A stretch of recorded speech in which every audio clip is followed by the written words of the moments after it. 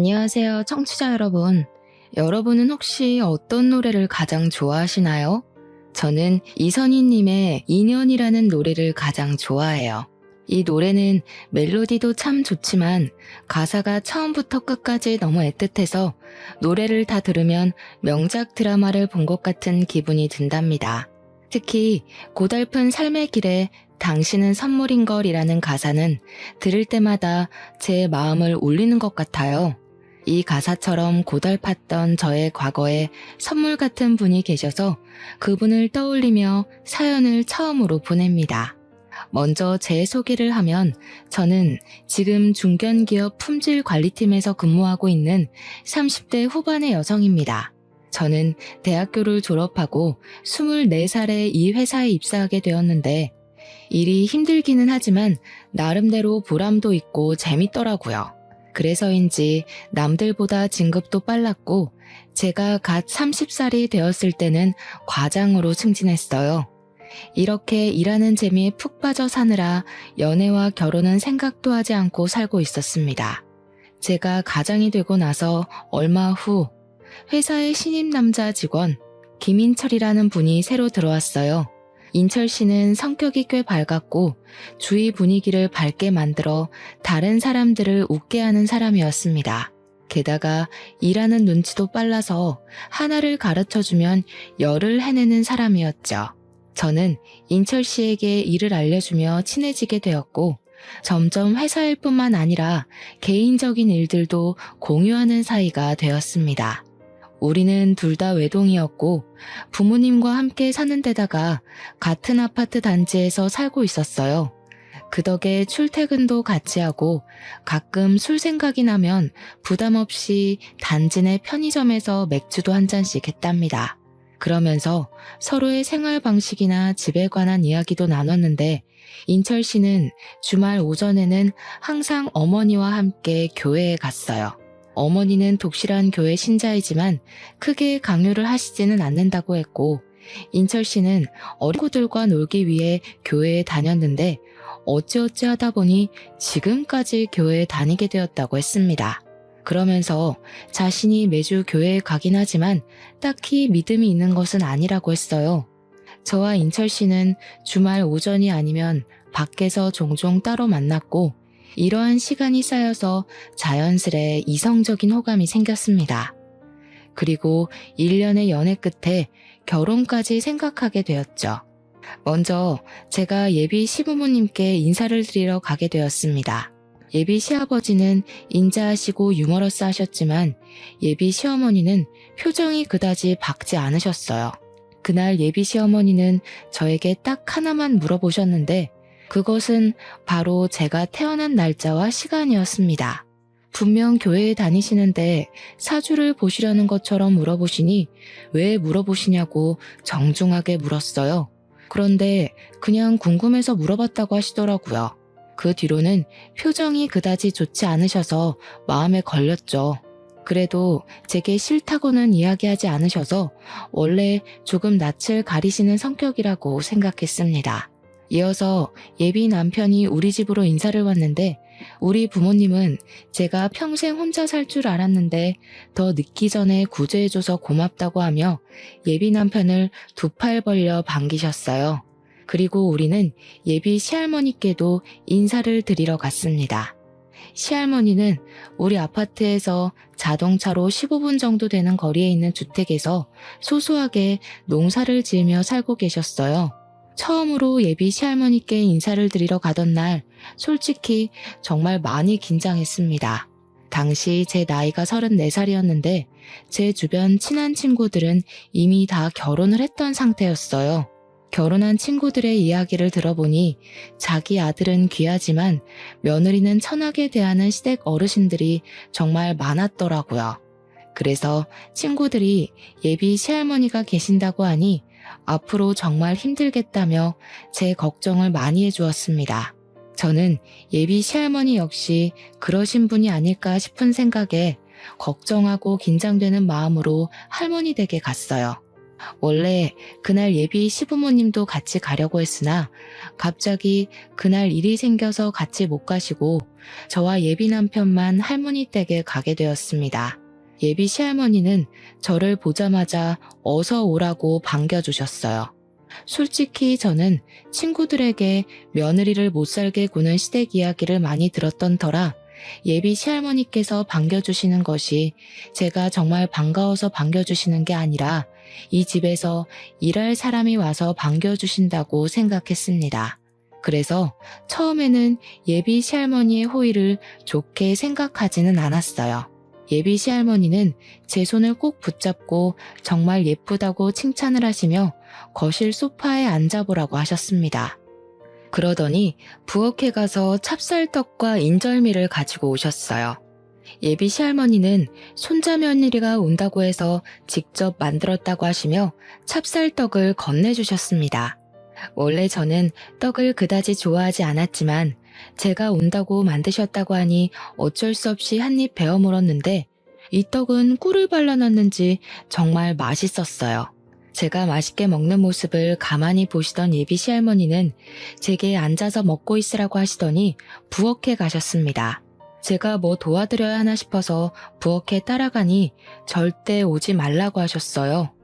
어쩔 수 없이 거실에 앉아 떡을 마저 먹고 있는데 예비 시할머니는 이제 준비가 다 됐으니 부엌에 오라고 하셨습니다. 그래서 가보니 식탁에 각종 나물 반찬들과 잡채가 한가득 있었어요. 저는 솔직히 나물을 그다지 좋아하지 않습니다.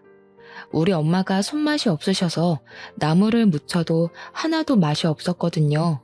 그런데 예비 시할머니가 만들어주신 나물 반찬은 정말 맛있었어요. 제가 한 그릇을 싹싹 비우니 예비 시할머니는 잘 먹어서 너무 예쁘다고 제 머리를 쓰다듬어 주셨습니다. 식사를 마치고 설거지라도 하려고 했더니 예비 시할머니는 절대 하지 말라고 하셨어요. 그래도 맛있게 먹었으니 제가 치우겠다고 하니 나는 내 며느리한테도 설거지 안 시켰다고 하며 저를 부엌에서 밀어내셨습니다. 예비 시할머니의 힘이 어찌나 세시던지 저는 그대로 밀려서 거실로 나올 수밖에 없었어요. 거실에서 예비 시할머니께서 직접 타주신 커피를 마시고 있는데 또 혼자 부엌에 들어가시더니 이번에는 나물이며 떡을 한가득 챙겨주셨습니다. 그러면서 줄 것이 이거밖에 없어서 미안하다고 하셨어요. 저는 너무 감사하기도 하고 아무것도 안 하고 얻어먹고만 온 것 같아 너무 죄송하다고 말씀드렸더니 가족끼리 무슨 그런 말을 하냐며 그냥 한 번씩 내 생각만 해달라고 하셨습니다. 사실 시할머니까지 계신다길래 걱정을 정말 많이 했는데 예비 시할머니는 인자하시고 저를 어린 손녀 보듯이 따뜻하게 대해주셨어요.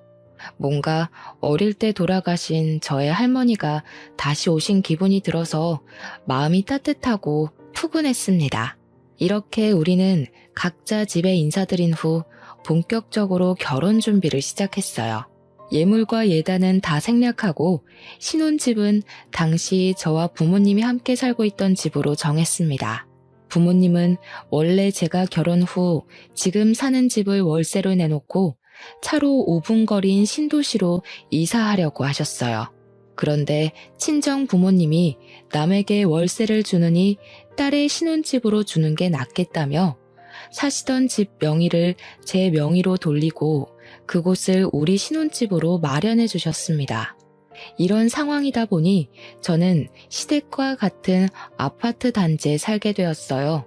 친구들은 저의 이런 상황을 듣고는 자고로 친정은 가깝고 시댁은 멀어야 좋고 게다가 시할머니까지 계신다고 하니 결혼 생활이 쉽지 않겠다고 했습니다.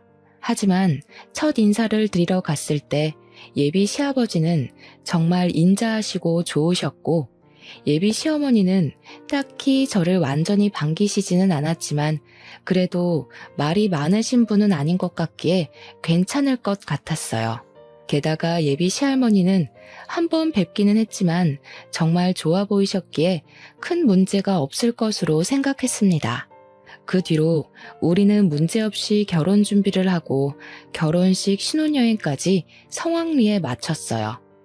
그리고 결혼 후 시댁에 처음으로 가게 되었습니다. 시댁에 갔는데 시아버지는 아직 회사에서 퇴근하시기 전이셨고 시할머니는 시댁으로 오고 계시는 중이라 시어머니만 계셨어요. 신혼여행은 잘 다녀왔니? 너는 이제 이 집의 며느리가 되었으니 얼른 아들부터 낳아야 한다. 아들을 낳아서 양반집 김씨의 대를 이어야지. 안 그러니? 자녀 계획도 중요하지만 사실 저는 회사 일 때문에 당장은 아이를 가질 생각이 없어요. 자녀는 저와 남편이 회사 일이랑 잘 생각해서 천천히 가지도록 하겠습니다. 이게 아주 큰일 날 소리를 하는구나. 빨리 아들을 가져야지. 안 되겠다. 빨리 아들이 생기도록 기도라도 해야겠어. 시어머니는 교회를 다니지도 않는 제게 아들을 빨리 갖게 해달라고 기도를 해야 한다며 제 앞에서 무릎을 꿇고 제 손을 잡고 앉아서 아들을 얼른 갖게 해달라고 기도를 시작했습니다. 남편도 제 옆에서 무릎 꿇고 기도를 했고 분위기가 이러다 보니 저도 얼결에 같이 기도를 했어요. 기도를 마친 후 시어머니는 아들을 가지기 위해 최선을 다하라고 신신당부를 했습니다. 그리고 잠시 후 어머니는 결혼 후 정식으로 시댁에 처음 왔으니 이제 밥을 먹게 음식을 차리라고 하셨어요. 사실 저는 부끄럽지만 결혼 전에 밥을 해본 적이 없습니다. 우리 친정은 다들 평일에는 회사에서 일하느라 집에서 밥을 먹지 못했고 주말에는 외식이나 배달 음식을 먹었어요. 어쩌다가 엄마가 찌개 같은 것이라도 끓여서 밥을 먹게 되더라도 전자레인지에 돌리면 바로 조리가 되는 즉석밥을 주로 이용했습니다. 그렇기에 저는 한 번도 쌀을 밥솥에 넣어 밥을 해본 적이 없었어요. 그래서 요리에는 그다지 소질이 없는데 갑자기 요리하라니 너무 황당했고 뭘 어떻게 시작해야 할지 몰라 가만히 있을 수밖에 없었습니다. 원래 우리 집은 풍습이 며느리들이 처음 시댁에 오면 음식을 직접 해서 어른들에게 요리 실력을 검사받는단다. 새로 들어온 며느리의 요리 실력을 알아야 살림을 어떻게 가르칠지 판단을 할 수 있지 않겠니? 그러니 너도 빨리 주방으로 들어가서 얼른 밥이랑 반찬이랑 국이랑 좀 끓여봐. 뭐든 해오란 말이다. 시어머니의 황당한 말에 남편은 그냥 가만히 구경만 하고 앉아 있었습니다. 익숙하지도 않은 주방에 가만히 서서 뭘 어찌해야 하나 당황스러워하는데 시할머니와 시아버지가 오셨어요. 시할머니는 제가 저번에 좋아했던 밑반찬을 가득 들고 오셔서는 당분간 회사 일하고 집 정리하느라 밥 제대로 챙겨 먹기 힘들 테니 이 반찬들 먹으라고 하셨습니다. 그리고 시어머니에게는 내 손자 며느리한테 시집살이 시키려거든 가만히 안 둔다고 하셨어요. 그러면서 오늘은 손자 며느리가 생겼으니 외식하자고 하셨습니다. 시어머니는 시댁에 처음 왔는데 며느리 음식 솜씨 좀 봐야 한다며 안 된다고 하고 시할머니는 너는 처음 시댁 왔을 때 음식 하기는 했냐고 하며 말도 안 되는 소리 짓거리지 말고 얼른 외출 준비나 하라고 하셨어요. 결국 시할머니의 말씀에 우리는 외식을 하게 되었습니다. 우리 예쁜 며느리 덕에 좋은 음식을 다 먹네. 고맙다. 우리 며느리, 우리 이렇게 가족이 되었으니 앞으로 잘 지내보자. 그래, 우리 그렇게 꽉 막힌 사람들도 아니니 앞으로 가족으로서 재밌게 잘 지내자. 힘든 일 있거나 인철이가 괴롭히면 꼭 나한테 말해. 내가 인철이 아주 눈물 쏙 빠지게 혼내주마. 인철이 너 혜정이 괴롭히면 이 할미가 가만히 안 둔다. 원래 처음에는 며느리가 직접 차려준 밥을 얻어먹어야 한다는데 혜정이 넌 할머니 계셔서 참 좋겠다. 너는 처음에 밥상 차렸니? 밥도 제대로 못 앉힌 주제에 무슨 말이 그리 많아. 어디서 지금 시애미질 하려고 드냔 말이다. 내가 언제 너한테 시애미질 했니? 물론 그건 아니지만 그래도 할 도리는 해야죠. 도리? 너는 기본 도리는 다 했고 어디 한번 너에 대해서 이 자리에서 읊어주랴? 내가 너 많이 참고 있는 거 알지? 시할머니가 언성을 높이시며 하시는 말에 시어머니는 아무 말도 하지 못하고 가만히 있었습니다. 솔직히 시댁에 처음 오자마자 아들 낳으라고 하고 밥상 차리라고 다그치던 시어머니가 좋지는 않았지만 그래도 시할머니와 시아버지가 든든한 제 편이 되어주는 것 같아 좋았어요. 그렇게 외식을 마치고 집에 가는 길에 곰곰이 생각해보니 집에서 가만히 있던 남편에게 서운한 감정이 들었습니다. 제가 남편에게 아까는 너무 서운했다고 하자 그 자리에서 저를 두둔하면 앞으로 어머니가 저에게 시집살이를 시킬 것 같아서 일부러 그랬다고 했어요. 그러면서 자신의 마음은 그게 아니었다고 하며 미안하다고 했습니다. 아까 그 자리에서는 화가 많이 났지만 남편이 진심으로 미안하다고 하니 또 마음이 사르르 풀려서 다음부터는 잘하라고 하고 말았어요. 그리고 결혼 후 첫 주말이 되었습니다. 남편은 결혼 전처럼 아침부터 엄마를 모시고 교회에 가야 한다며 나갔어요. 저는 남편 없는 신혼집에서 혼자 쉬고 있었습니다. 결혼 후 처음 시댁에 갔을 때 시어머니가 아들을 낳아야 한다며 기도까지 해서 혹시라도 교회 같이 가자고 하지 않을까 걱정했지만 저에게 교회 다니자는 말은 일절하지 않아서 다행이다 싶었어요. 교회에 다니시니 제사도 당연히 없을 것이고 교회에 다니자는 말도 하지 않으시니 이 정도면 나쁘지 않은 시댁이라는 생각이 들었습니다. 저는 혼자 집에서 쉬다가 깜빡 잠이 들었는데 눈을 떠보니 벌써 오후 1시였어요. 원래는 예배가 끝나고도 남을 시각이었는데 아직도 남편이 오지 않아서 전화를 해보니 결혼했다고 축하 인사 받느라 오후 늦게나마 집에 갈 것 같다고 했습니다. 저는 어쩔 수 없이 혼자 점심을 먹고 심심해서 친정에 놀러 갔어요. 친정 부모님은 첫 주말인데 왜 혼자 있느냐고 해서 시어머니와 남편이 같이 교회에 갔다가 늦게 온다고 해서 왔다고 했습니다.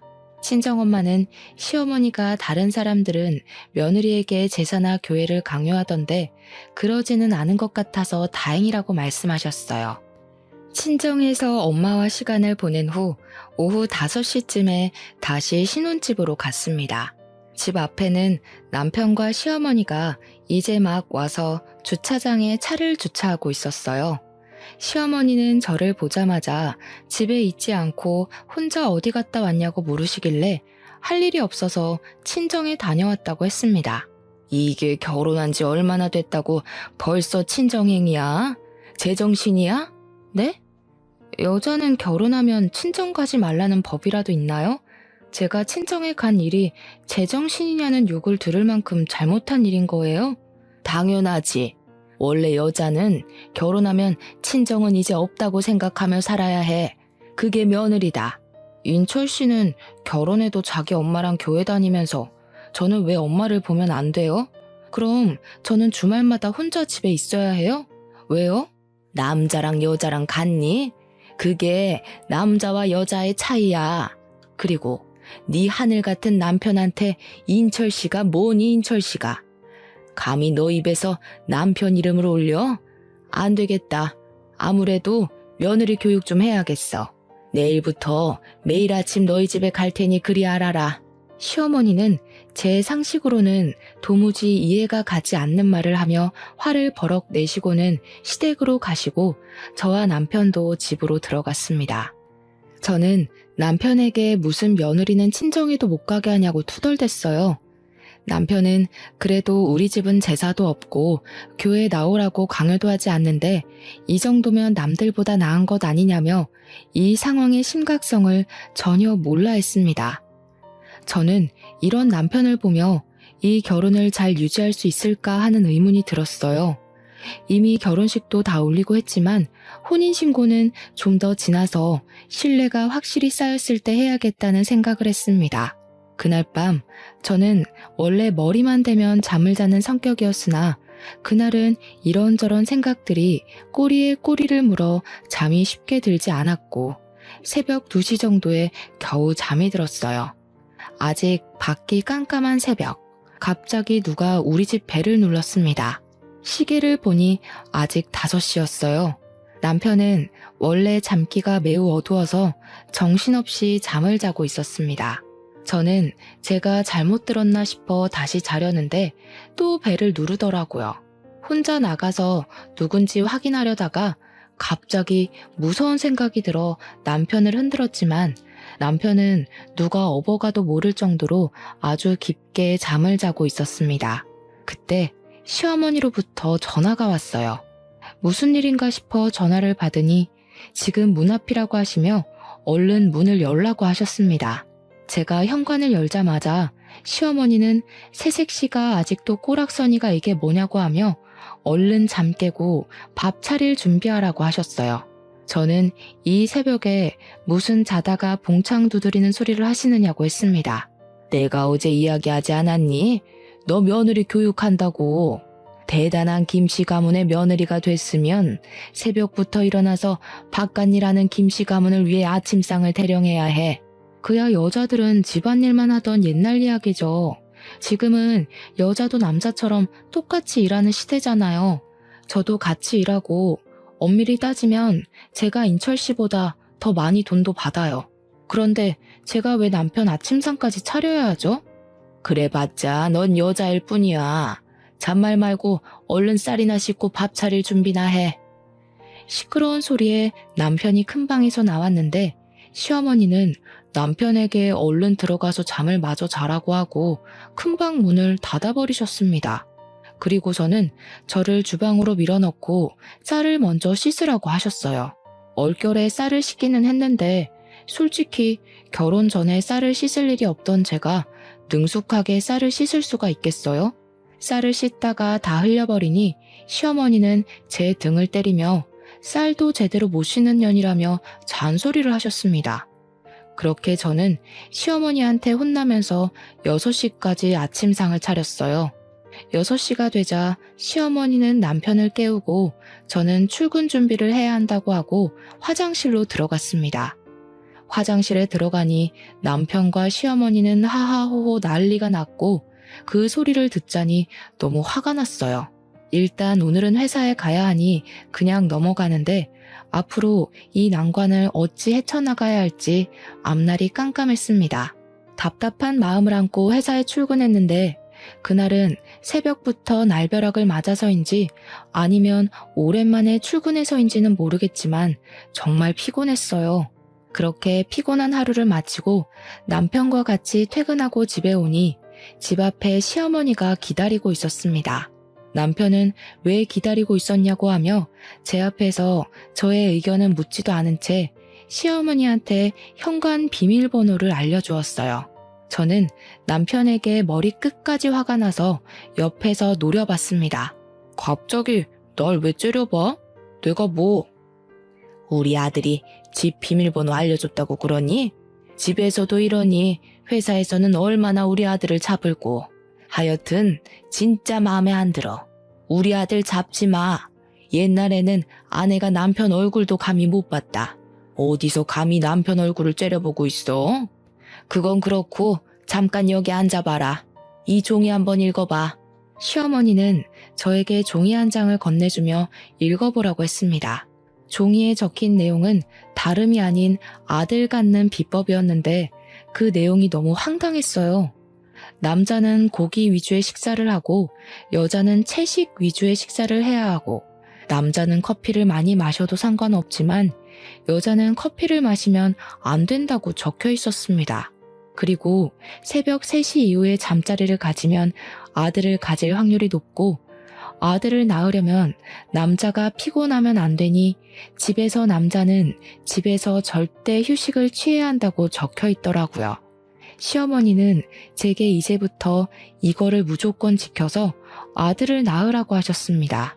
그러면서 우리 아들 피곤하면 아들이 생기지 않으니 남편에게는 얼른 씻고 쉬라고 하고 저에게는 아침 먹은 설거지 얼른 치우고 집 정리하라고 하시고는 가셨어요.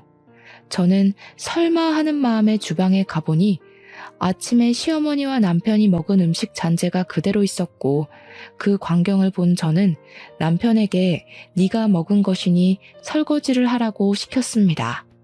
하지만 남편은 아까 엄마 말 듣지 못했냐며 아들 낳으려면 자기는 쉬어야 하니 집안일 시키지 말라고 하며 방에 들어가서 자더라고요. 결국 저 혼자 그 많은 설거지를 하고 짜증나는 마음에 맥주 한 잔을 마시고 잠이 들었습니다. 다음 날 한창 잠을 잘 자고 있는데 새벽에 또 전화가 왔어요. 시간을 보니까 새벽 3시였고 전화 온 사람은 시어머니였습니다. 저는 핸드폰에 찍힌 시어머니라는 단어를 보는 순간 너무 짜증이 나서 전화를 거절했어요. 그랬더니 바로 또 전화가 오길래 도대체 무슨 일인가 싶어 일단 전화를 받았습니다. 지금 새벽 3시야. 얼른 인철이 깨워서 잠자리 가져라. 지금 해야지 아들이 생긴단 말이다. 알겠니? 이따 집에 가서 확인할 거야. 시어머니는 새벽 3시부터 전화해서 아들을 가져야 한다고 남편을 깨워서 잠자리를 가지라고 했습니다.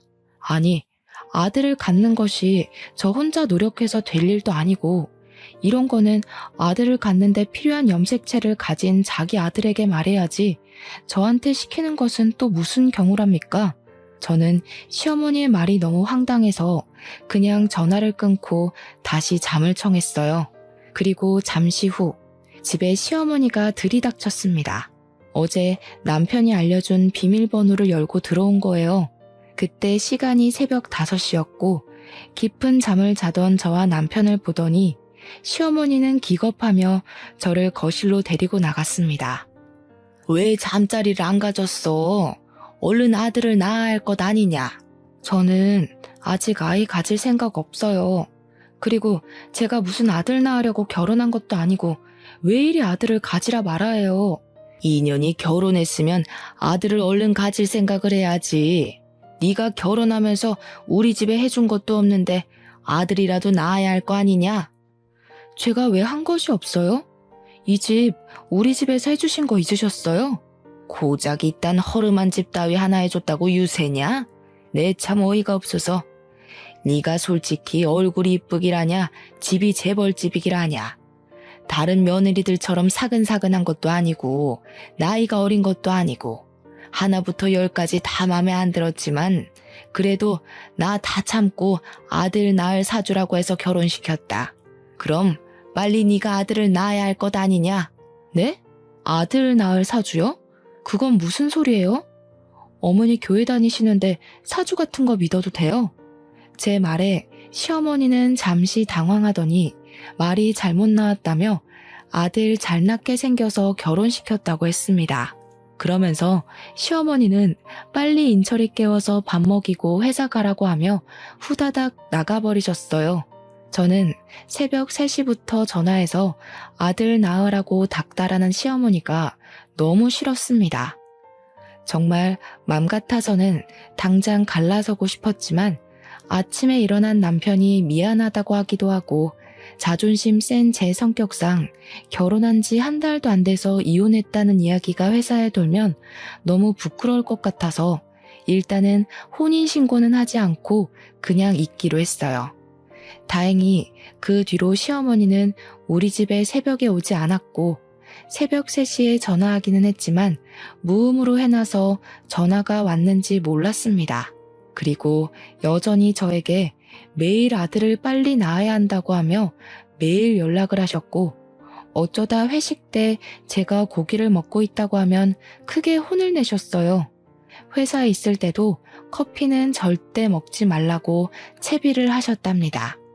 또한 남편은 피곤하면 안 되니 집에서 아무 일도 시켜서는 안 된다고 하며 집에서 설거지도 못 시키게 남편이 매일 퇴근할 때 우리 집으로 와서 감시하셨습니다. 저는 시어머니랑 분명히 따로 살지만 같이 사는 기분이 들었어요. 이렇게 살 바엔 차라리 빨리 임신이라도 됐으면 좋겠다는 생각에 남편과 저는 노력을 했지만 제가 스트레스를 너무 많이 받아서인지 아이는 생기지 않았습니다. 시어머니는 아들이 생기지 않는다고 제게만 닥달하고 매일 저를 붙잡고 기도했어요. 시댁 어르신 대부분이 손주 소식을 바라는 것은 알겠지만 이렇게까지 손주, 그것도 아들만을 바라는 시어머니의 모습이 이해가 잘 되지 않았습니다. 또 이렇게까지 강요하는 시어머니 때문에 스트레스를 너무 많이 받아서인지 잠도 잘 못 자고 뭔가 항상 불안하고 초조했어요. 이렇게 있다가는 제가 정신병에 걸려서 미쳐버릴 것만 같았습니다. 그러던 어느 날이었어요. 그날은 남편은 먼저 퇴근하고 저는 처리해야 할 일이 있어서 야근하고 밤 9시경에 집에 왔습니다. 그런데 현관문이 살짝 열려 있고 시어머니와 남편의 대화 소리가 어렴풋이 들렸어요. 저는 바로 들어가려다가 둘이서만 무슨 이야기를 하는지 궁금해서 몰래 엿들었습니다. TV 소리 때문에 자세히 들리지는 않았지만 대충 내용이 임신해서 아들을 낳으면 이혼한다는 대화를 나누더라고요. 저는 그냥 아침 드라마의 한 장면을 이야기하나 보다 싶어 별 생각 없이 현관문을 열고 들어갔는데 남편과 시어머니가 집에 들어온 저를 보더니 크게 당황해했습니다. 제가 왜 그리 놀라냐고 하자 시어머니는 아무 소리 없이 들어와서 그렇다고 하며 부엌으로 가버리시고 남편도 큰 방으로 휙 들어가 버리는데 뭔가 둘의 모습이 수상쩍더라고요. 순간 뭔가 아들을 낳으면 이혼한다는 말이 단순히 드라마의 내용이 아닐 수도 있겠다는 생각이 들었습니다. 다음 날 저는 중고 물건을 거래하는 카페에서 두 줄이 선명하게 뜬 임신 테스트기를 구매해서 시어머니와 남편에게 임신했다고 거짓말을 해봤어요. 시어머니와 남편은 크게 좋아하며 이제 이 아기가 아들이기만 하면 되겠다고 했습니다. 며칠 후 주말, 저는 친구들과 약속이 있어서 혼자 나갔어요. 원래는 저녁까지 먹고 올 생각이었으나 친구의 아기가 갑자기 열이 난다고 해서 생각보다 일찍 헤어졌습니다. 헤어지긴 했지만 벌써 집에 들어가고 싶지는 않아 혼자 집 근처 카페로 들어갔어요. 그런데 카페에 들어가 보니 시어머니와 남편, 그리고 웬 젊은 여자가 있더라고요. 그 셋은 뭐가 그리 좋은지 신나게 대화를 나누고 있었고, 그래서 제가 카페에 들어온 것도 몰랐습니다. 저는 가서 아는 척을 하려다가 그들이 무슨 대화를 하는지 엿들어 보기로 했어요. 그래도 내가 열심히 기도를 드려서인지 아기가 벌써 생겼다는구나. 역시 하나님은 내 기도를 정말 잘 들어주신다니까. 그러게, 엄마가 새벽부터 일어나서 기도하더니 결국 이루어졌잖아. 이제는 혜정이가 아들을 낳으면 그 아들 빼앗아서 아연이와 결혼만 하면 되겠어. 그치? 어머니, 제가 잘 모실게요. 제가 비록 아들을 낳지는 못했지만 하나님의 음성대로 낳은 그 아들을 제 아들이라 생각하고 주님의 자녀로 열심히 키우겠습니다. 저는 시어머니와 남편, 그리고 상간녀의 말에 뒤통수를 제대로 맞은 기분이 들었습니다. 바로 가서 지금 이게 무슨 상황이냐고 따지려다가 혹시 몰라 핸드폰 녹음기를 켜고 그들이 앉은 테이블로 갔어요. 그들은 이곳에서 저를 만나리라고는 생각도 하지 못했는지 다들 깜짝 놀라 했습니다. 저는 그들에게 조금 전에 한 대화를 다 들었다고 말하며 지금 이게 도대체 무슨 상황인지 설명 좀 해달라고 했어요. 이렇게 된 이상 말해야겠구나. 일단 여기 앉은 이 분은 우리 교회 목사님의 외동 따님이시란다. 원래 우리 인철이는 이 따님과 결혼을 하려고 했지. 그러면 우리 인철이는 교회를 물려받고 회사를 관두더라도 목사로 계속 일할 수 있잖아? 그럼 둘이서 결혼하면 되지. 왜 저랑 결혼시킨 거예요? 목사님 따님이 젊었을 때 자궁에 문제가 생겨서 자궁을 적출했다지 뭐니. 그래서 아이를 가질 수가 없다는 거야. 그런데 나는 우리 아들의 대를 이어줄 사람이 필요해서 이를 어쩌나 하고 주님께 주님의 일꾼이 될 손자가 필요하다고 기도를 드렸지. 그렇게 교회에서 기도하고 나오는데 인철이가 너랑 아파트 편의점에서 맥주를 먹는 모습이 보이는 게 아니겠어? 그때 하나님의 음성이 들리는 거야. 일단 저 둘이 결혼을 시켜 아들을 낳은 후 둘이 이혼을 하고 그 뒤에 목사님 따님과 결혼을 시키라고 말이야. 아주 좋은 생각이었지. 하나님의 일꾼이 될 손자도 생기고 우리 인철이는 목사가 되고 말이야. 혹시나 하는 마음에 너와 인철이 둘의 사주를 봤더니 아들을 낳을 수 있는 사주라더라. 그래서 바로 둘이 결혼시킨 거야. 네가 마음에 하나도 안 들지만 말이야. 상간녀는 시어머니의 말에 작게 아멘이라고 말하며 아주 감동한 듯한 표정을 지었습니다. 그럼 지금 이 상황을 전현의 부모도 알아요? 그 교회 목사라는 사람도 이 상황 다 알고 있냐고요? 당연하지. 그게 하나님의 뜻이고 음성인데 목사님이 모르시겠니? 당연히 다 알고 지금 네가 아들을 낳아주기만을 간절히 기다리고 있단다. 그러니까 너는 하나님의 뜻을 따라서 아들을 낳고 꺼져주기만 하면 돼. 그럼 목사님이랑 내가 섭섭지 않게 챙겨주마. 근데 어쩌죠? 저 임신한 거 가짜인데. 저 임신 안 했어요. 당연히 제 뱃속에 아기도 없고요. 그때 그 두 줄 테스트기는 중고거래 하는 카페에서 산 거예요. 하도 임신하라고 닥달해서 말이죠. 시어머니는 사실 임신이 아니라는 말에 화를 버럭 내며 제 머리채를 잡고 흔들었습니다. 지금 머리채를 잡아야 할 사람이 누군데 자기가 머리채를 잡으니 너무 화가 나서 심장이 터져나올 것만 같았어요. 당연히 남편과 이혼을 할 것이지만 이대로 이혼하기에는 뭔가 억울했습니다. 이들을 완전 갈기갈기 찢어놓고 이혼하고 싶었어요. 저는 일단 카페에서 사람들이 다들 보고 있어서 카페에서 나와서 집으로 갔습니다. 그리고 시할머니와 시아버지에게 제가 녹음한 파일을 보냈어요. 제가 녹음한 파일을 들은 시할머니와 시아버지는 한달음에 우리 집에 오셔서 이게 다 사실이냐고 하셨습니다. 저는 방금 카페에서 있던 일이고 제가 들은 이야기를 하나도 빠짐없이 말씀드렸어요. 잠시 후 시어머니와 남편이 화가 잔뜩 난 표정으로 집에 들어왔고 시할머니는 현관에서 신발을 벗고 있는 시어머니의 뒤통수를 세게 갈기셨습니다. 이 썩으려나. 네가 믿는 하나님이라는 작자는 불륜을 저지르라고 가르치디에 정신 나간 년. 하긴 니녀는 젊을 때부터 아주 싹수가 노래가지고 정신 나간 짓만 골라서 했지. 그래도 술집에서 자란 니년 불쌍해서 거둬줬더니 이제 교회에 빠져서 그딴 짓이나 하고 앉았냐? 썩 꺼져. 너 당장 내 눈앞에서 꺼져. 이혼해 둘이. 네, 저도 더는 참지 못하겠네요.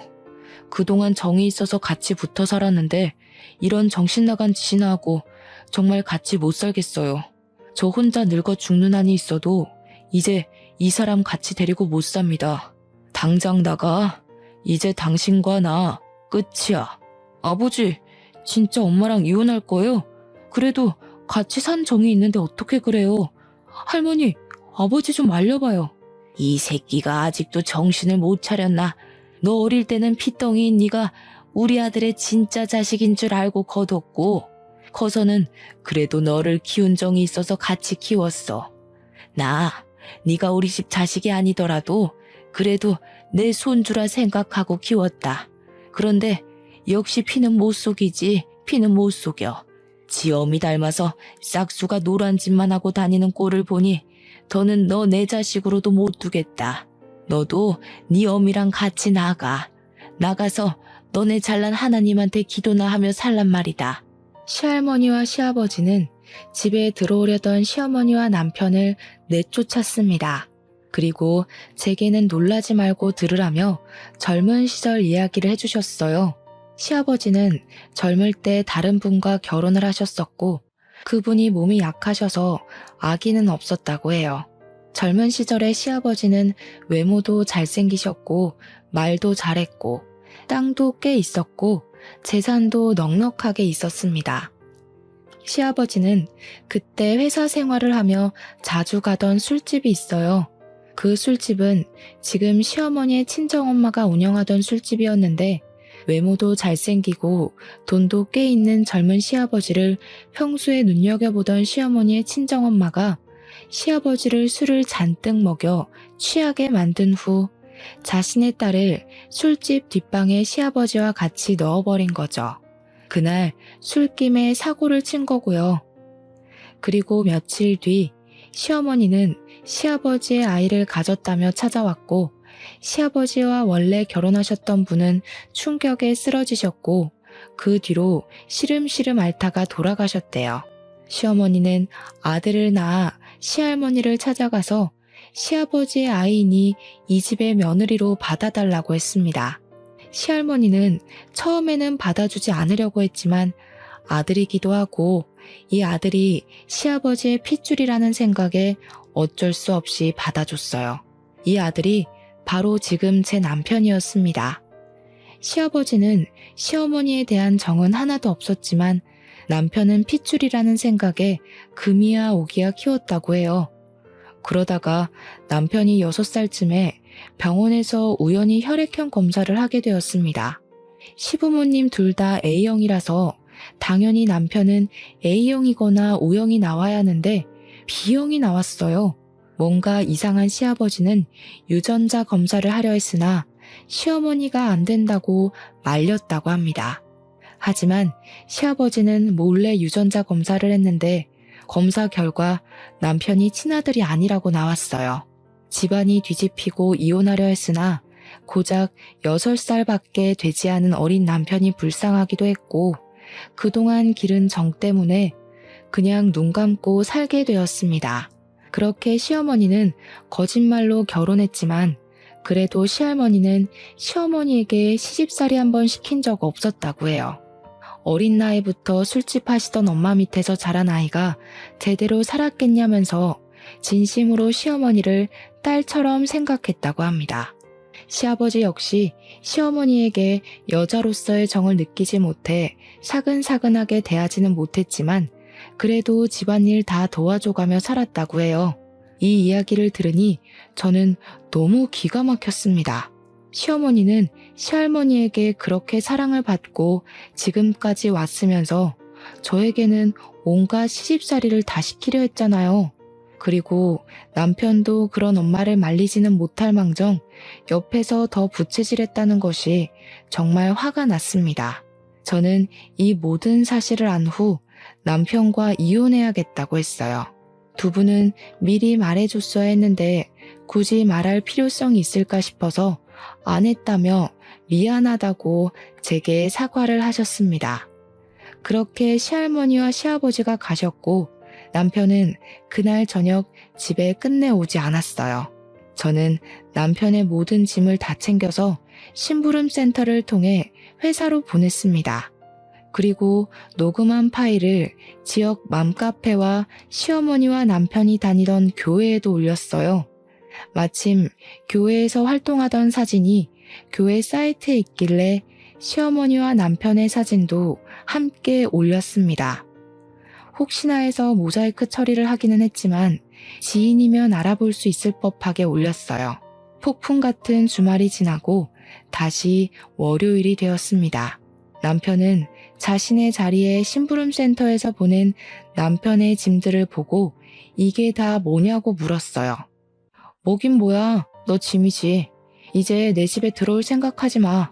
그 집 내 명의인 거 알지? 진짜 잔인하다. 어떻게 사람을 이렇게 곤란하게 해? 네가 그러고도 사람이야? 먼저 엿먹인 게 누군데 그래. 애초에 나한테 마음도 없었으면서 너 아들 낳아줄 여자 필요해서 나랑 결혼하고 나서도 목사 딸년 만나고 다니는 게 곤란하게 한 거 아니면 뭐니? 너야말로 네가 그러고도 사람이야? 내 말에 회사 사람들은 수군대기 시작했고 남편은 쪽팔린 지 회사를 나가버렸어요. 그날 오후 회사에서 결혼한 여직원들이 제가 맘카페에 올린 사진과 녹음 파일을 보여주었습니다. 그 밑에 댓글을 보니 시어머니가 교회 생활을 아주 열심히 해서인지 어느 교회 다니는지 다 나와 있었고 교회 목사 딸인 상간녀의 얼굴과 신상까지 다 나왔어요. 소문은 그 뒤로 일파만파 퍼졌고 교회는 결국 교인 수가 줄고 목사는 욕먹고 문을 닫았습니다. 그리고 시어머니는 시부에게 이혼당하고 남편은 제 집에서 쫓겨나고 회사에서도 쫓겨나다시피 나갔어요.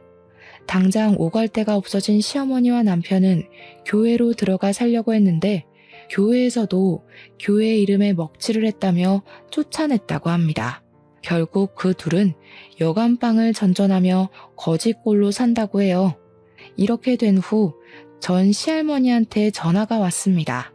전 시할머니는 이렇게 연이 끊겼지만 진짜 손녀딸이 생긴 것 같아서 너무 좋았다고 하며 다시 한번 진심으로 미안하다고 하셨어요. 저는 전 시할머니께 그런 말씀 하시지 마시라고 하며 저도 할머니가 생긴 것 같아서 너무 좋았고 종종 찾아뵙겠다고 했습니다.